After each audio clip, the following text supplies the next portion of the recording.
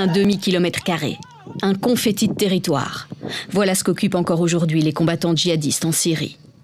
Bon nombre ont été faits prisonniers, ils sont bien souvent étrangers.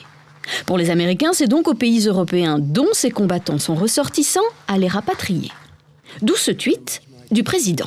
Les États-Unis demandent à la Grande-Bretagne, la France, l'Allemagne et aux autres alliés européens de reprendre plus de 800 combattants de l'État islamique que nous avons capturés en Syrie afin de les juger. Les conseillers belges, britanniques, en concertation avec les Français, les Néerlandais, se pencheront sur ce délicat dossier dans les prochaines heures.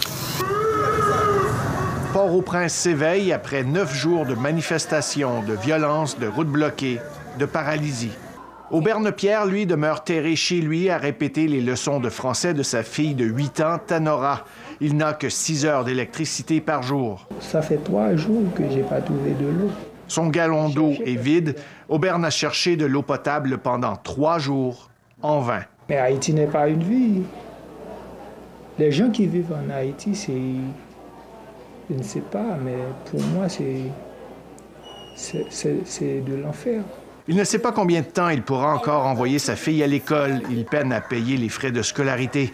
Malgré tout, Tanora rêve de devenir médecin. Dans son cœur d'enfant, tous les espoirs sont permis. Le travail est très dur. Il faut travailler très dur. La main droite levée, ils sont des milliers à faire allégeance. Comme une armée de bénévoles. Dans quelques jours, ils prendront la route, deviendront une caravane humanitaire pour aller chercher de l'aide aux différentes frontières du pays. Le président autoproclamé l'assure, cette aide internationale entrera au Venezuela le 23 février et ce ne sera qu'un début. C'est une communauté inquiète, venue hurler son écœurement. Un enfant du village, un albinos, est porté disparu.